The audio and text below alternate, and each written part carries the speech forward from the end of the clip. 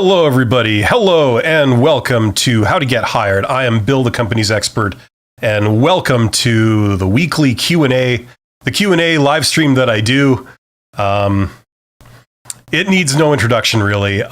So if you have a question about employment, about job interviews, about resumes, about networking, about methods of getting jobs, how to discover jobs, etc., anything to do with careers, get in the chat and let me know. I'm here to answer your questions. And a warm welcome to Mykola Vidonichenko, if I'm saying that right. Latest member of my channel. Thank you so much. My members are awesome. Also, my Patreons are awesome. You guys are great, and I appreciate the support. And while we're waiting for the questions to come in, we are going to go over to the polls. I do polls every day now, actually, because I thought it was fun. And we're going to see what you guys are saying in the polls in the last week or so. So there are 14 of you here. Thank you so much. You guys are awesome for showing up and doing some self-improvement. If you keep doing this kind of thing, you are going to be a pro at this very, very soon. Okay, so polls. Here's the question I put out there. Of the bad recruiters you've encountered, their worst quality was... And the winner was, that's actually a tie. 39% of you said they ghosted you. That's their worst quality. And that was tied with another 39% of you also said they made misleading statements. I think you're going to find, if you're new to this, all the veterans know this already, but if you're new to the whole job search thing, if you had a nickel for every time a recruiter made a misleading statement, you would be rich indeed. So just get used to it. But it's okay, because we know what's going on. Next question. Would any of these questions stump you? And the winner was 32% of you said the question, how many cups of coffee are ordered in the world each day?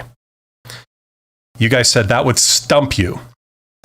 This is a prime example of the BS factor in job interviews. It's also, actually, now that I think about it, it's actually proof of the fact that if you are a detail-oriented person or a technical type person, the deck is slightly stacked against you in a job interview if they're asking these types of cliched traditional questions. Okay. And my heart goes out to you if you're that type of person and you get asked a question like this, because most technical people and most detail-oriented people, your instinct is to give an exact answer, right? And of course, the whole point of the question is that you don't know the exact answer. I don't think anyone knows the exact answer. I mean, you could estimate, right? You could make an educated guess, but no one's going to be able to know exactly. So this type of question, I forget the name. It's called a Fermi question, right? After Enrico Fermi, the guy that did modern physics and was connected with the development of atomic weapons. Anyway, he was known to be able to estimate number problems like this using very easy means to give you a sort of ballpark answer. So all they're looking for this type of question, by the way, is for you to be able to sort of come up with a guesstimate. You might say, well, okay, the local Tim Hortons or the local coffee shop by me, I estimate that they sell 200 cups of coffee every hour. That's what it seems like whenever I've been in there. So if you multiply that by approximately the number of coffee shops in my city, you would get approximately this. Multiplied by the number of cities in the country, you would get approximately this. Multiplied by the amount of countries in the world, you get approximately this. So the answer would be within the ballpark of this approximate number. And they would say, okay, great, you passed the question, right? That's how they would regard that. Because even though you can't give an exact answer because you don't happen to have memorized that fact, you can easily go through the mental gymnastics of how you would find out the answer. And that's apparently what they were probing for, right? And I say apparently because when you're young and you haven't specifically prepared yourself for a job interview, you don't know this stuff. You don't know what they're doing, right? That's the thing. You've got to train yourself to pass a job interview. It's a completely different thing to being qualified to a job. Isn't that stupid? Then again, that's the reason why resources like my YouTube channel exists, because this is bullshit, man. Okay, next question. Has a recruiter whom you didn't know previously ever given you honest feedback? And 72% of you said no. Of the 28% of you that said yes, I would be willing to put money on the fact that it wasn't as honest as you may have thought. Not for everyone, but for a lot of those people. In my experience, it's extremely hard to give people actual, honest feedback when it comes to this stuff. It's not the recruiters are necessarily evil in this case. It's just that it's very hard when you do that job. It's like being a negotiator. Do you ever give people honest feedback after the negotiation was finalized? I would say no, never. You don't, because you're revealing your secrets, and you won't be in the negotiation game very long if you keep doing that. Oh, here's a fun one. Well, here's one that I thought was fun. You would take the blue pill or red pill or black pill or yellow pill. I thought this was a fun little thing to do. Apparently, some people got really upset. They took this very seriously, and there were some choice comments about it. But 55% of you said you would take the red pill. So I'm just going to leave it at that, and I'm not going to go into it. I guess I learned my lesson trying to do something non-serious. But you know what? Screw it. I'm going to do the occasional fun poll, and we'll just see how it goes. Hopefully my channel doesn't get deleted. Okay, we're coming down to the end of this. A couple more questions. When you've had a problem with your boss, it's because... And the winner was 39% of you said they were incompetent. Okay. Fair enough. Who am I to argue with that? I got my last job through, and then the winner was 37% of you said a personal referral. Now, on my channel, if you guys have been looking at my videos or following my live streams for any amount of time, you know that I talk constantly about networking being not only the best way to get a job, but the most common way to get a job. Most people who get jobs have gotten their job through networking. And this is surprising, especially to young people just starting out with the whole job search thing. This is surprising because you never hear recruiters talking about it usually. And the reason is because they have a conflict of interest. No recruiter is going to tell you, you don't have to go through a recruiter to get a job. In fact, forget about recruiters and just go directly to the hiring managers. You don't need us. They're not going to say that. Oh, there goes my mic. So this is surprising to a lot of people. So when I mention networking and I mention things like the hidden job market, I get a lot of people that make some pretty choice comments about me and, what they perceive to be some kind of conspiracy. It's not. This is real world. And the polls on my channel prove it, what you guys are filling out. Most of you have gotten your previous job through a personal referral. There you go. Last question in the poll. This came out... did this come out yesterday? Yeah, this came out yesterday. You suspect you need to improve this the most. And the winner was 33% of you said public speaking and conversational skills. Yes. That is something that you add that ability to what you can do, and it opens doors, and you get promotions, and people believe in you more, and all this kind of stuff. It's stupid, but it's true. And it's actually really not that hard to improve if you work at it, and you go through some training and you do some practicing. Like a lot of things in life, you're just not instantly good at it. Just like job interviews, you're not instantly good at job interviews. You have to prepare and you have to practice. And the more practice you do, the better you get. Public speaking is the same way. Somebody commented on this and they said they would have preferred to see public speaking skills separated from conversational skills as different options. And yeah, you could do that, but you know what? They're very, very similar. And there's a lot of things in common there. Okay, but they are two separate things. Okay. But they use a lot of the same skills and a lot of the same concepts. So there you go. So that was from the polls. We have a poll that's open right now that you guys can go and vote for. And that is I made a typo. When they ask, why should we hire you? They're really asking about their motivation to hire you, or are they asking about what you can bring to the job? So if you haven't voted on that, you can go to my channel and vote for it. Okay, over to you guys. This is a Q&A. I see we got a lot of people, a lot of activity in the chat. So let's get into this. So Nabil, you were here last time. Good morning. Good morning, Nabil. Youssef, I recognize you too. Hello, sir. How are you? I'm doing fine. I'm in my element as always. Guy says, thank you for helping. Nice one. You're absolutely welcome, Guy. And I get a lot of positive feedback and great responses from a lot of people, and that's what keeps me doing this. Sergio says, how do we get ready for a video interview? And it's a second interview plus panel interview. Well, so glad you asked, Sergio. It just so happens that, first of all, my video of the week this week is this. Video interview tips. So if you haven't seen that, that came out yesterday. So go and watch that video, okay, for the video interview part. Now, as for the second interview, I've said this before, I'll say it again. Second interview, usually they want to go deeper. Okay, they're making a short list of people. And usually the first round of interviews, if it's like a sort of mid-level job, okay, they'll do multiple rounds of interviews. If it's a lower level job, they might just do one interview and that's it. But if you're a mid-level job, it's common for them to do multiple rounds of interviews. The first round is usually a sort of sudden death elimination. They're going to like eliminate people immediately just based on first impressions and bad answers to questions, things like that. Okay.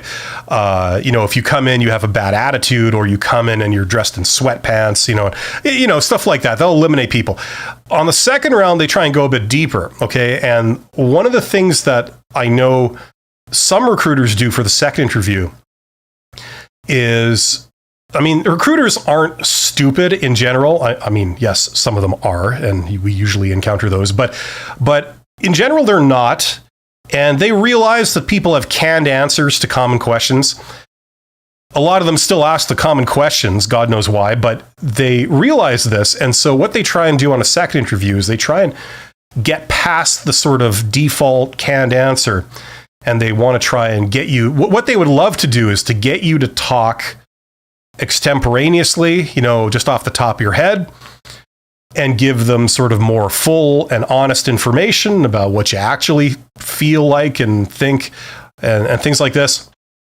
And so I know that some recruiters will try and play buddy-buddy and get you to let your guard down. And when you're coming back for a second interview, if you're doing it with the same people in the same place, it starts to feel less formal. It starts to feel like, you're not quite as outside of your comfort zone as you were the first time around. And they play up to this intentionally to try and get you to let your guard down, and they can go deeper into things they want to know. That's something you got to watch, because when they do that, it's a ploy to try and get you to feel like it's a more informal thing. It isn't. You got to keep your guard up. And you've got to be very guarded in what you say, just like you were in the first interview, okay? And panel interviews, there's absolutely no difference between a panel interview and a one-on-one interview, other than that there's multiple people. So the way you conduct yourself, the way you answer questions, it's exactly the same. There's no fundamental shift in how you would do it. The only tip I have for a panel interview is that if it's possible to find out who's going to be at the interview before you get there, okay, if you're able to look up those individuals on LinkedIn or something, find out their background, okay? Because if you go in there and you're talking to, say, 3 or 4 people, they're all sitting on the other side of the table from you, and you know that person's the engineer, that person's the recruiter, that person's the big boss, that's 2 levels up, and that person is the technical manager. It helps frame your answer. So when you get a question from one of these people, and usually you reply directly to them, like you're looking at them when you answer because they asked you the question, it helps you frame the types of things they're probably looking for, knowing if they're, like, say, an engineer or a recruiter. Okay, they would be coming from different perspectives. Okay, so if you could go in there knowing who these people are, having looked them up beforehand, if that's possible to do, do that. Okay. What can also help is if you go in the interview, and not everyone does this anymore, but a lot of people still do. They exchange business cards.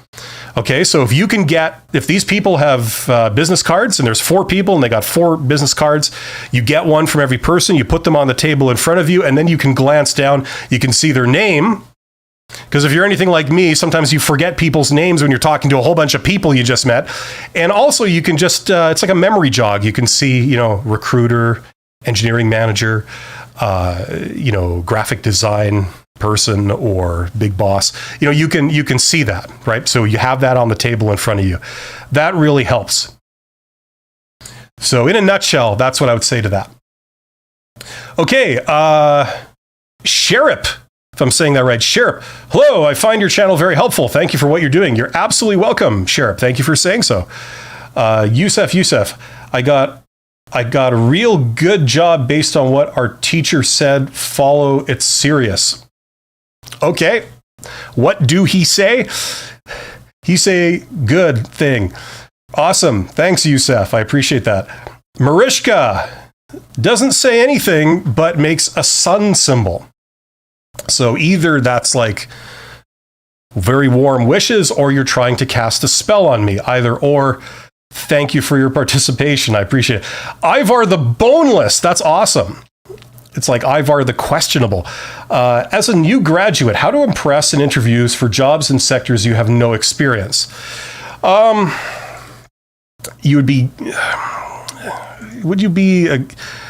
just curious why you would be interviewing in a sector for which you have no experience when you're a new graduate. I'm just curious, but that's beside the point. Listen, you never have no experience. There's some people that would have you believe you've got no experience.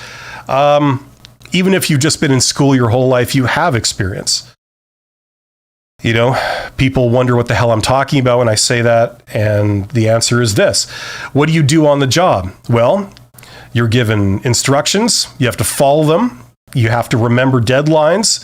You have to ask for help or clarification if you need it before the deadline. You've got to work autonomously. You've got to have a good work ethic. You've got to be able to interoperate with other people. You have to be able to understand non-verbally communicated expectations. And if you don't understand them, you have to get clarification. Things like this. All of that you've done in school. Okay, so if you're a new graduate, you have experience doing all of that. You've done projects, you've been given tasks, and you've had to meet certain standards. And all of that you've already done. You've had years and years of experience doing that. Okay, so those are all the things you're going to be doing when you get a job, right? In fact, that's going to be the vast majority of what you're going to be doing in some way, shape, or form. Okay, so if you have no experience, meaning you have no work experience in a non-educational organization, when you go into the interview and they ask you all these questions, you're going to be talking about those things you've done. They say, when was the last time you had a conflict with a coworker? Well, you talk about the group work you might have done in school. When they talk about, meeting deadlines or dealing with stress or any of that, you're going to be pulling out examples from the schoolwork you've been doing, being able to pass exams, being able to do projects, being able to pass tests, complete assignments, complete multiple assignments from multiple classes, all on different dates, having to manage your time and be able to seek help when needed. You're going to be talking about all that stuff. Okay, so that's plenty of things to talk about in an interview. And as far as you mentioned sectors where you have no experience, I don't know if this is a different industry than what you trained for or something, but you could give examples of how you're highly trainable. You were thrown into learning, one course that was on a subject matter you had no previous knowledge in. You didn't know the first thing about, but you were thrown into it. You had to quickly figure out what was going on. You had to quickly learn the things you had to learn and maintain a certain standard. You had to ask for help. You had to figure it out, and you had to accomplish the goal. And that's what you did. So you're going to be talking about all that kind of stuff in an interview. These are all the things you have to pull from to tell them basically reasons why they would hire you, because you can do all this, right? So that's a lot of things to be able to talk about, okay? So you have much more there than you may realize. Marishka, question for you. If you had an offer for a job completely in a new domain, good conditions, office near your house, but the salary is twice less than your last job, would you accept? That's entirely up to you. I mean, should you accept it? It depends on what your goals are. If your goal is to jump from one industry to another, and this is a job in that industry, it's maybe a foothold in the new industry. If, on the other hand, your goal is to, make more money every year, then obviously this is not the way to do it. So it depends entirely on what your goals are. Marco, again, says, hi, Bill, a bit off topic. In your opinion, does it still make sense for companies to force people to go to the office, especially in IT-related jobs? Can't we just work remotely? Always awesome. In order to understand that, we have to understand some things about business. There's somebody, I can't remember the guy, he had theories on this in the 1940s or 50s, where he came up with something called Theory X and Theory Y. Theory X is where the assumption about your workforce is that they will do as little as they can possibly get away with and still yet avoid being fired. When your back is turned, they're going to goof off. They hate their job. They're lazy. And so in order to get that workforce to perform, you have to constantly police them. You have to constantly be enforcing the rules. And these are the assumptions that they're making. So the people who run that company and the culture at that organization, sometimes we see this. And there's a lot of industries. I've been in a lot of industries where it's very, very much Theory X environment. I worked at the railroad for 8 years, and oh my God, that was just like Theory X. You have very, very hostile relationship between unions and management and, this kind of thing. So those type of organizations, their gut instinct is to get everyone back to the office. And there's absolutely no reason in terms of productivity to do this. The only reason that they're thinking of is so they can police everybody. They can keep tabs on everyone because they don't trust that people are going to be working when they're unobserved, right? That's the simple reason. It has nothing to do with productivity. It has nothing to do with anything else. It's because whether they admit it or not, that's what they believe. They believe that all workers are lazy and they hate their job and they must be forced to work. You got to whip them hard, right? There's other organizations, they do Theory Y. Theory Y is like a startup, in the stereotypical startup where people love their job. And when they go home and no one can see them, they'll be working on it hard. And you don't have to enforce the rules. You don't have to whip them to get them to work. They want to work. They enjoy what they do. They chose this as their career and as their thing that they do for the majority of their lives. So we're just going to give them the tools they need and get the hell out of their way and let them outperform, right? So it's kind of a continuum. You got Theory X on one extreme, you got Theory Y on the other extreme, and you've got everything in between, right? So those types of organizations, if it doesn't hurt productivity, and that's a big if, but if it doesn't hurt productivity, they'll be happy with people working from home, right? So it depends what industry you're in. There isn't a blanket answer for that. And I mean, within IT, obviously there's tons of stuff. You get the startups that are very much Theory Y. You get the systems admin in large, multinational corporations that are very much Theory X. So it's going to be varied depending on what environment you're in. But yeah, I mean, there's a lot of companies, just my personal opinions on this. There's a lot of companies. We've known this for years, right? And a lot of people, especially knowledge workers, they don't have to be at the office to do their jobs. The big question in terms of productivity is, are they able to get on the phone or on a video call? A lot of people have more of a reluctance to get on the phone, to pick up the phone or to start a video call with coworkers, as opposed to if they were all in an open office sort of setting, they would go and talk to the other person at their desk. So you get more of that collaboration, more communication between coworkers, right? The problem is with a lot of people, especially introverts, you let them work from home and they never pick up the phone. They never get on a video call, right? So yeah, they're doing their jobs, but when it comes to tasks that they have to collaborate and work with other people and communicate with other people, there is a little bit of a drop off that we see there. So that's possibly a reason why some companies are resisting it, but that's not the main one. Okay. Yeah, there's a business question as opposed to an employment question. I love business questions. That's what I do. Marishka says, I'm also for remote jobs, not only in IT. Yes, well, a lot of people are for it. And there's many, many reasons that are obvious why people would want this, right? And when you think about it, there's also a lot of reasons that employers would want it too, right? For a start, they don't have to have those large buildings to contain all their employees. You could save all the money on the real estate. But that's not a short-term consideration, and that's not the real reason. The real reason is they don't trust employees, but it's very, very hard for them to admit this. If I was running a company now, I wouldn't be able to admit that publicly, or in any way, really, except to my direct reports, maybe. But that's the real reason that's driving it. Borko, I love your name. Borko says, I aced an interview and got a job offer thanks to you. Even bigger thanks to you for videos on red flags and why to avoid, I guess, certain companies. I refused it and later learned I was right to do so. Thank you again. You're absolutely welcome, Borko.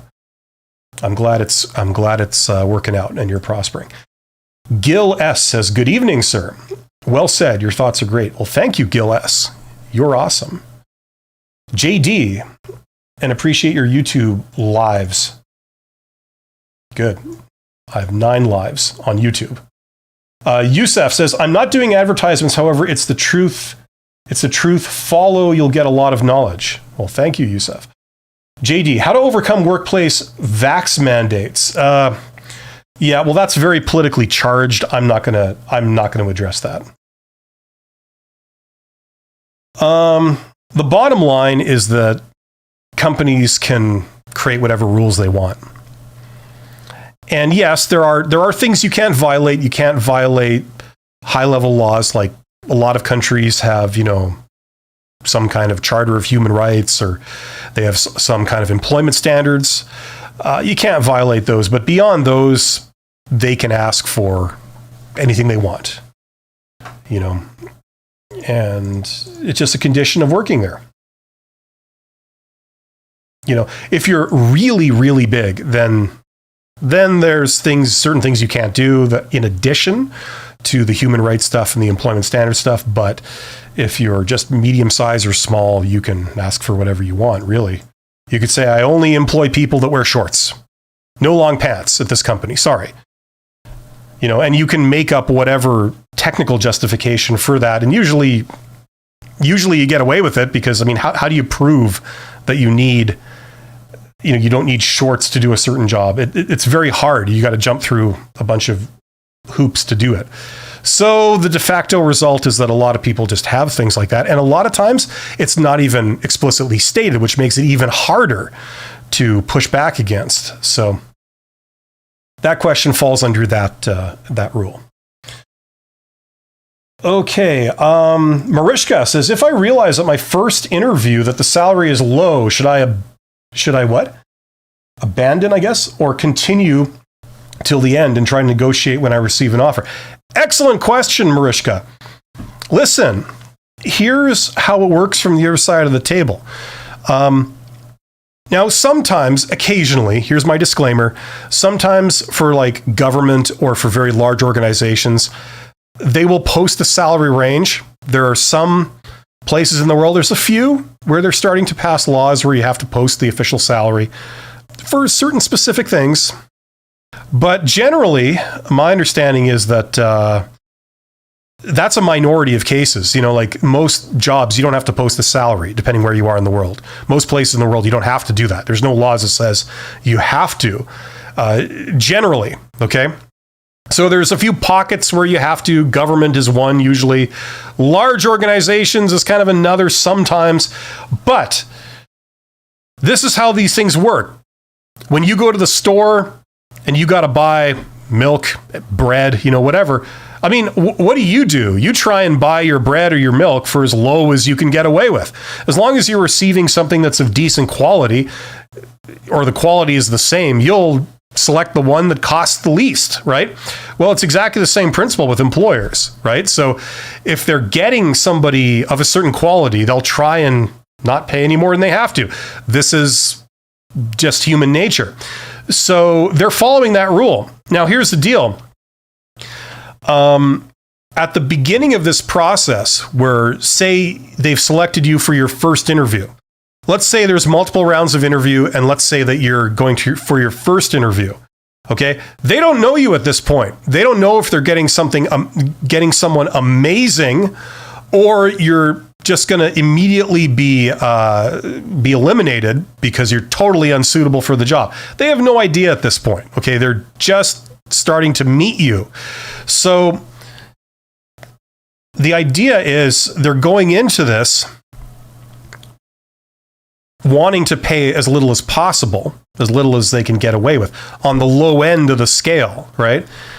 Now, if they meet you, if you stay in the running long enough, and if they start to get glimpses of how awesome you truly are and what you can bring to the job and how great you are to deal with and all this experience and this talent that you bring to the role, then they'll warm to the idea of paying you more, because now they're starting to see that you're worth more, right?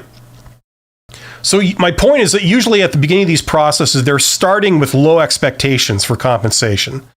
But if you stay in the game, there is a chance that that can go up. Will it go up all the time? No. But usually that's how it goes. It only goes up because they see more of your value. Now, if you don't kind of believe me on this, let me paint you another picture. Let's say you go and you want to buy something. You want to buy, I don't know, a phone. Okay? A phone, a smartphone. You don't know what phones are out there. You don't know what models there are. You don't know what are the latest features. So before you know any of the specifics, you're probably thinking, okay, I've got a budget and this is what I'm thinking of spending, and I'd like to stick to that if possible. But then you get to the store and then they start showing you all these shiny new phones, and they're showing you all the features and how great the screen looks and how awesome the camera is and blah, blah, blah, blah, blah. And then you start thinking, oh my God, these are awesome.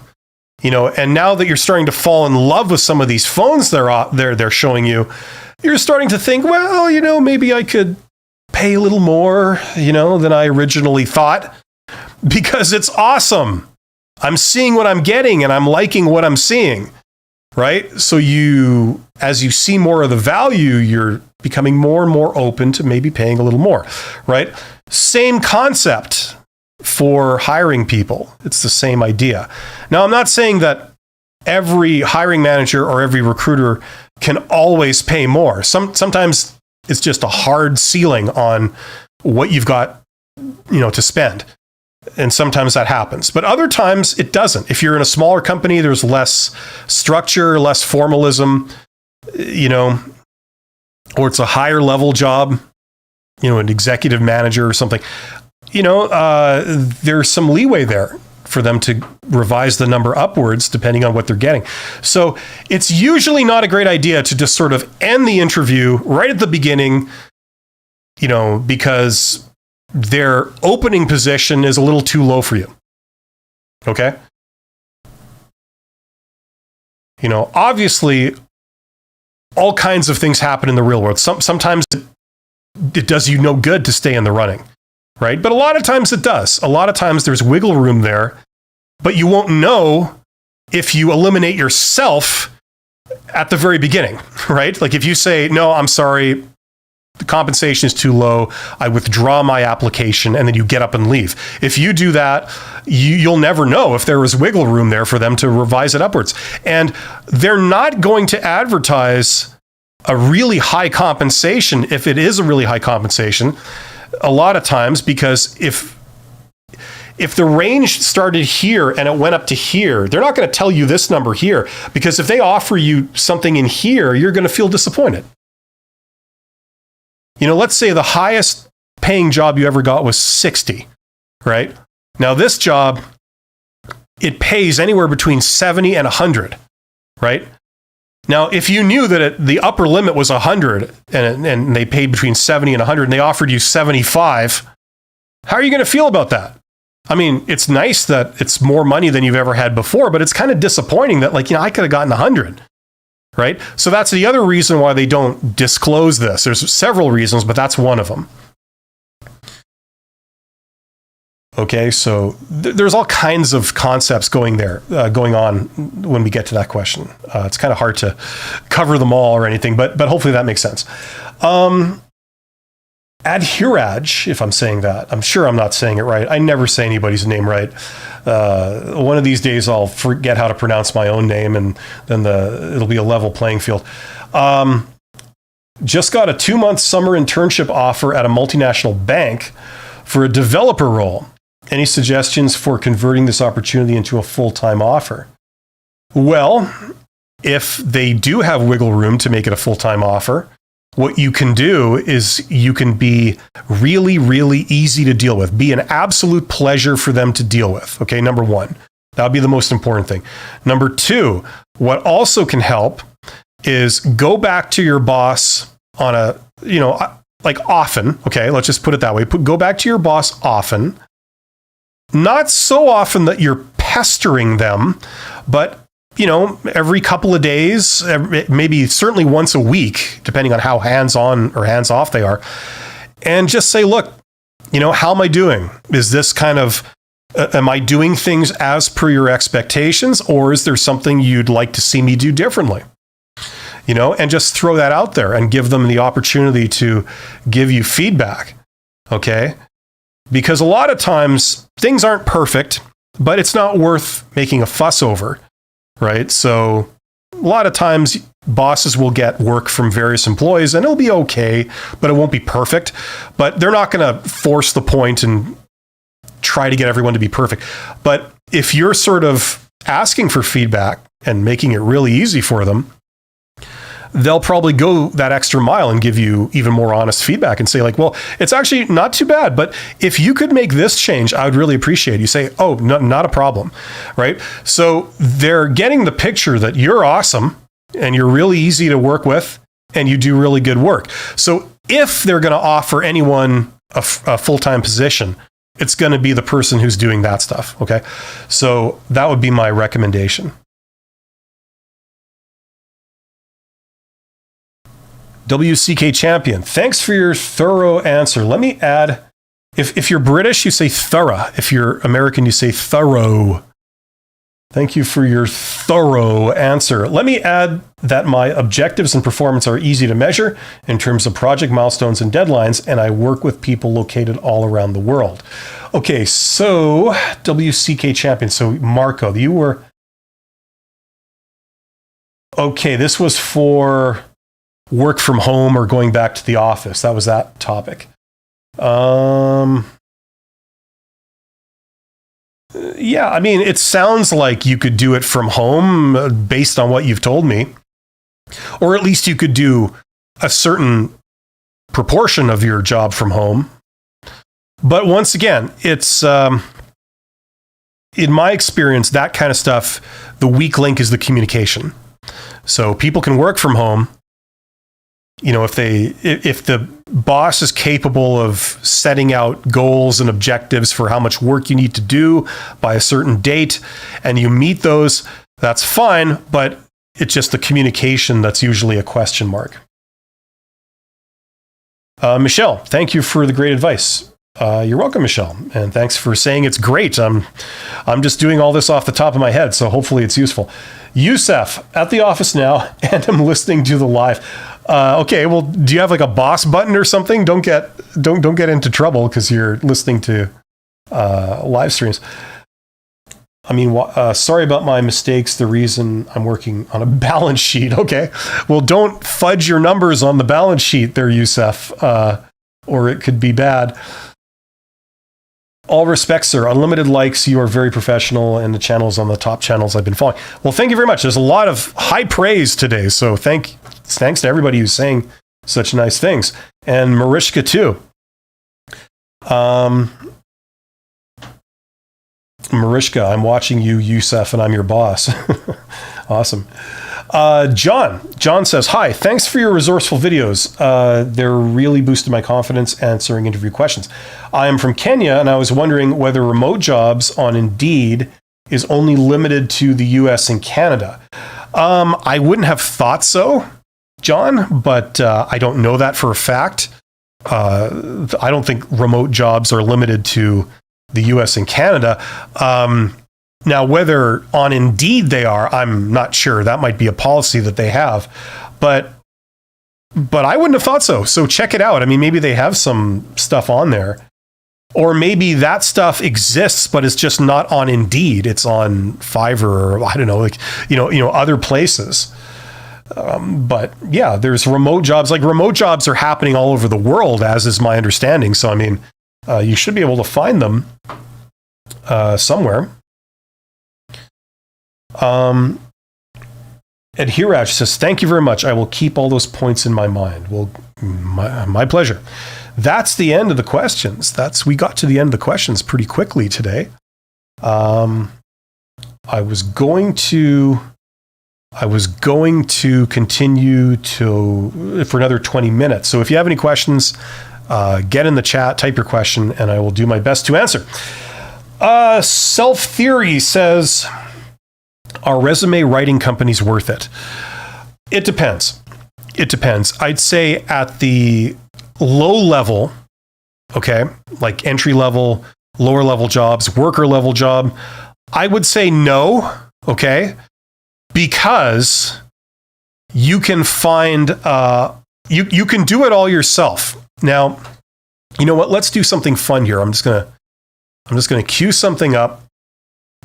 Okay, and we're going to do this together. So let's see here. Okay, so if you got sort of resume questions, you got to love the things that auto-populate there. I had nothing to do with any of those. Okay, so you can do this. Now, I'm using Bing, and as I've said recently quite a lot, I like Bing for image search because it takes you right to the image instead of taking you to the website that has the image. So if you say resume examples and you do a image search, okay, here are tons of examples of resumes. Okay, so let's make this bigger. Really? It doesn't go any bigger than that. Let's refine this by size, so we only get big files. Oh, safe search is on moderate. Filter, let's see here. Image size, extra large. Okay, so where does this begin? Why is there prices next to everything? Here we go. So we got some big examples. This is in the form of images. It's probably not very big on my screen, for example. If I can maybe zoom in. Okay.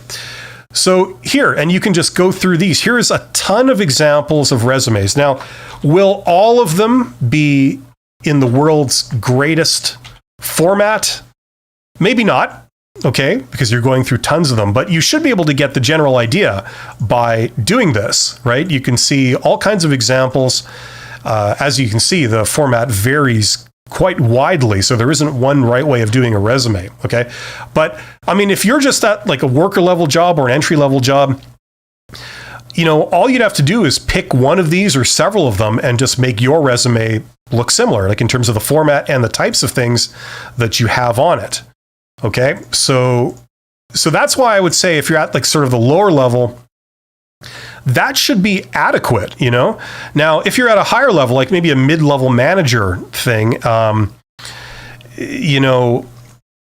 maybe there's some value there. And if it were me, it would not be an area that I would sort of cheap out on. If you're going to ask for professional advice, get good professional advice. Go to people that actually know what they're doing. An example of that would be high-level recruiters that have recruited executives, things like this for many years. Because they're the ones that you would send your resume to. So they would know about what they're looking for. The other thing is that I don't think any one individual has all the answers. They have one perspective. So you should get your advice from a variety of sources, okay? Don't just get all your advice from one person. That includes me, okay? I'm coming from a certain perspective. Anybody's whose advice you buy is going to be coming from a single perspective. Get a variety of perspectives and then decide for yourself, how effective the various sources are. Okay, so that's what I would say. If it were me, I would not necessarily go to a resume writer if you're sort of just starting out. I would take your crack at it. Okay, you've got plenty of examples, and no one can write your resume better than you, at least for the content, right? So I would do it that way. And then later on, when you get 10 years into your career or a bit more, and you want to take the next step, but you don't know how things work in those circles, then you can maybe shell out for like a sort of really good resume writer and do it that way. But hopefully that makes sense.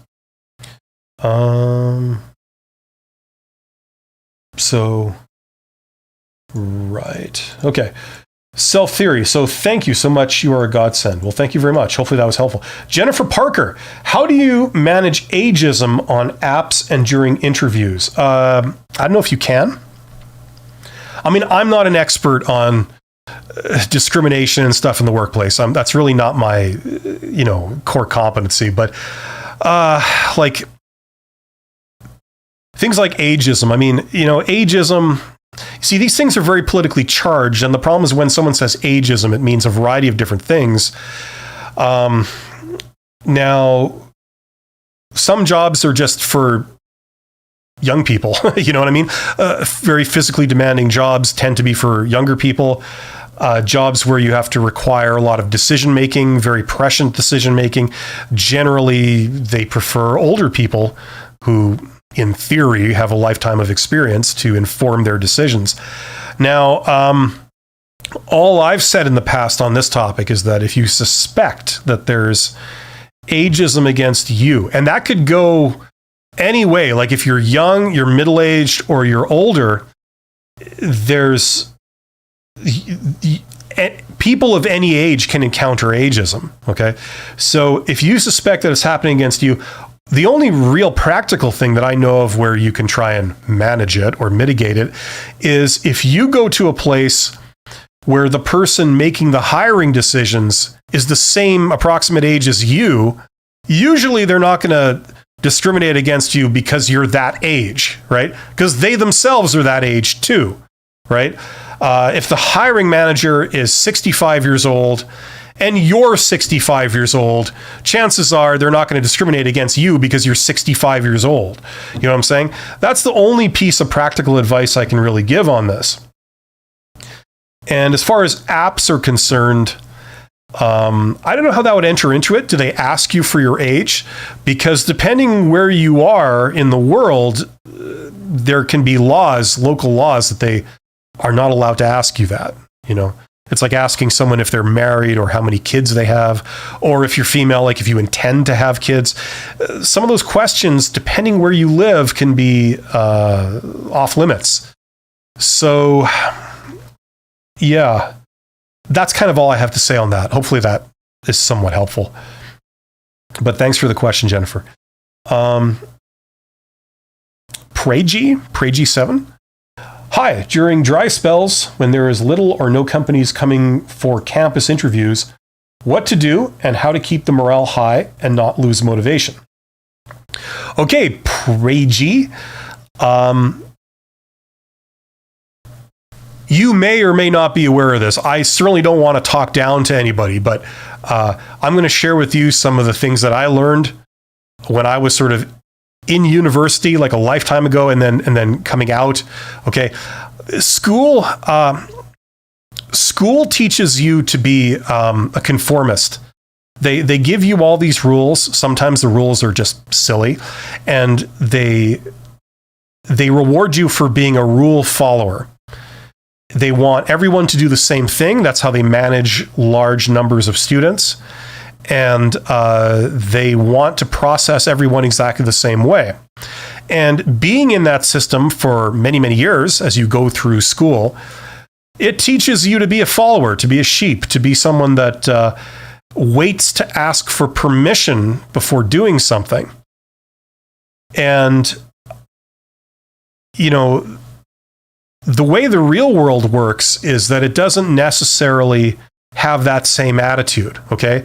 Usually, for example, jobs and things, they go to the people that step up and make something happen, okay? You wouldn't know this by the way the educational system tends to present this to you.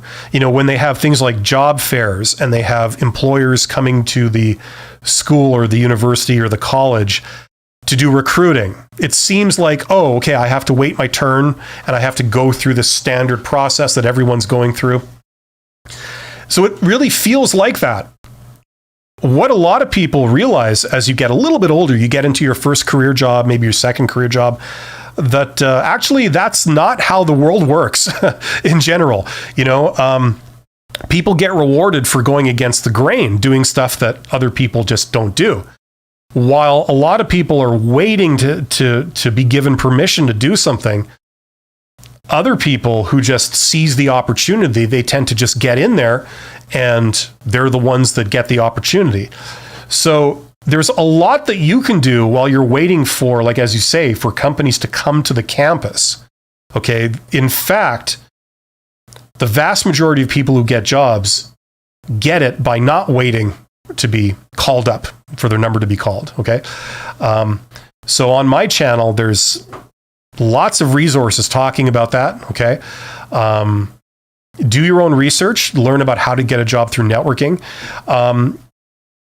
I've taught this, I've done this, and I've had people do it to me, where students in school have contacted me and said, you know, I know about your company. I know you do this. You know, one day I would like to work in that industry.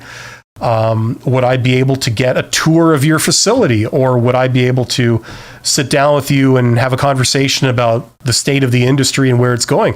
You know, and things like this. And like a lot of executives or high-level managers, I would say yes. And you meet a lot of talented people. And these are students that by doing this, they've already jumped to the top of the pile, as it were, for if you were going to hire a young person to fill a job, you would look at them first. Because number one, you've already gotten a sample of what they're like as a person. You've already met them. You've already interacted with them. And if they're a good communicator and they seem enthusiastic about that business and they just seem to click with you, that's a great foot in the door. They've also demonstrated their initiative to be able to just make something happen. And that's something that, quite honestly, you don't learn in school. That's something they kind of try and beat out of you to a large degree in the educational system. So I would investigate that kind of thing. Okay, it's a whole universe you're going to step into. There's so many things you can do there, and there's so many options, and there's so many opportunities that you can create for yourself by thinking like that. Okay, so you have a ton of things. In fact, I would almost advise students to do this almost to the exclusion of like job fairs and stuff like that. I mean, if it doesn't cost you anything, yeah, go to the job fair, but don't think of the job fair as like the main ticket out of school and into a paying job. There's so many other things that are much more promising.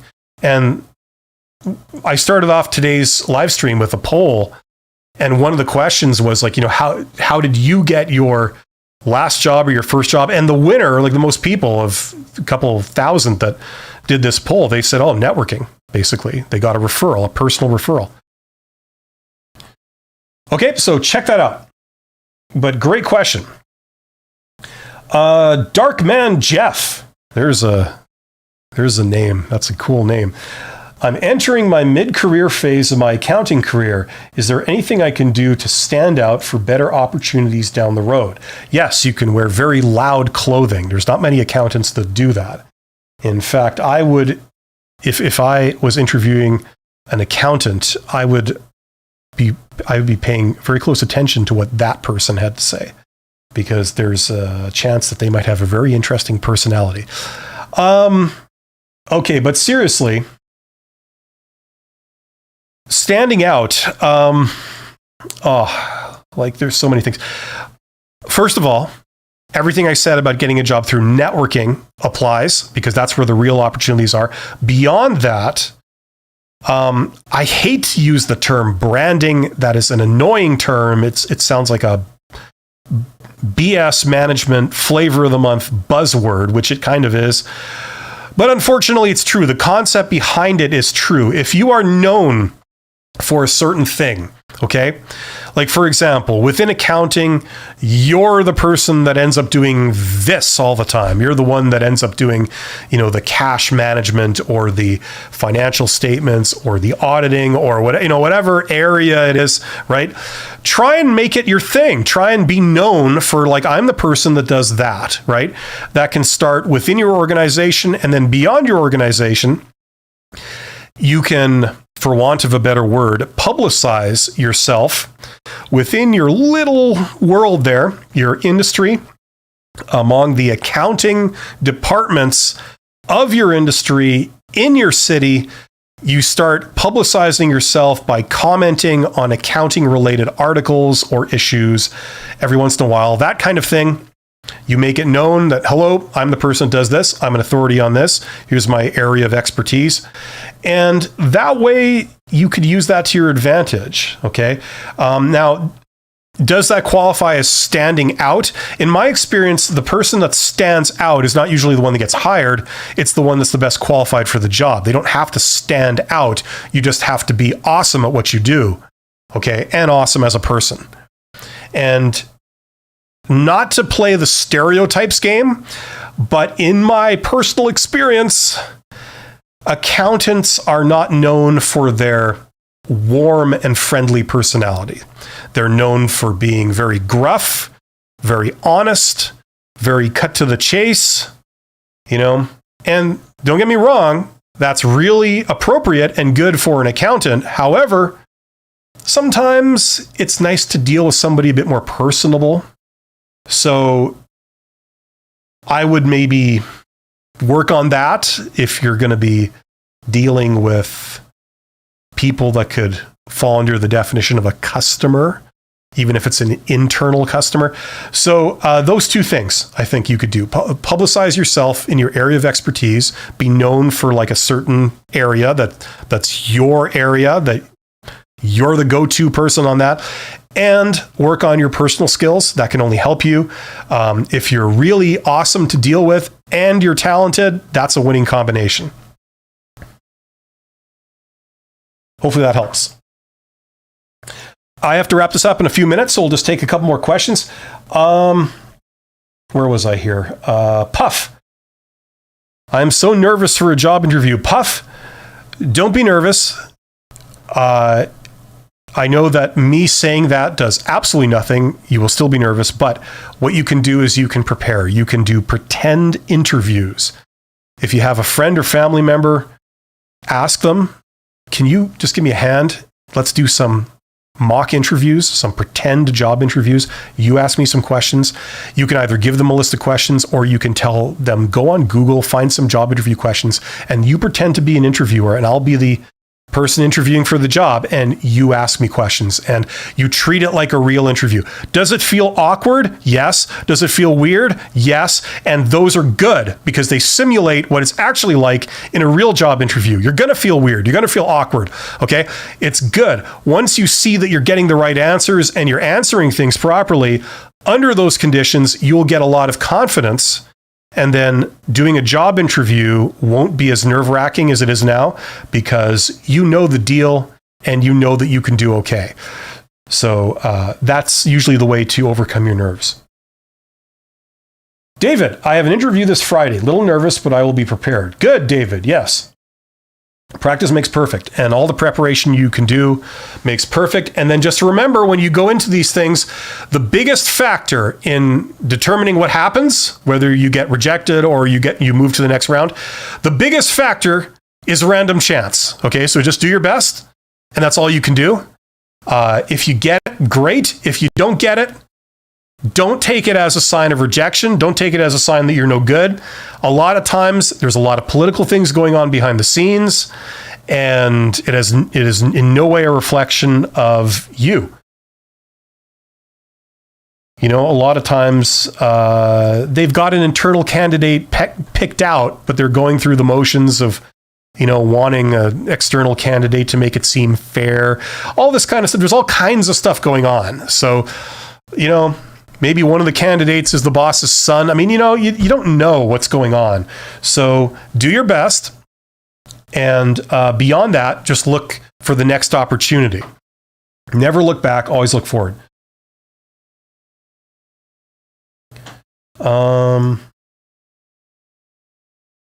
Okay, I'll take these 3 questions that are on the screen, and then I have to sign off, unfortunately. Kita says, thanks to you, I got a job here in Tokyo. I also had a final interview today and probably will get an offer from them too. How should I choose which is better to accept? Well, I can't answer that for you, Kita. It depends on what your goals are and, you know, what your situation is. But if you need help making up your mind, it sometimes helps to talk it over with other people that like you're close to, friends and family. Get their take. Doesn't mean you have to necessarily take their advice, but sometimes it helps you work through all the dimensions to this decision. Puff says, thank you. You're welcome, Puff. And Youssef, David, just follow our teacher, you will succeed. Okay. I think you're talking about me. I think. Am I a raging egotist to think that you are? Anyway, thanks everybody for being here. There's 49 of you guys here. You're all awesome. I wish you all the best luck in the world. Check out my video that came out yesterday. This thing here, video interview tips. And I will see you same time next week for another Q&A on how to get hired. Take care, everyone.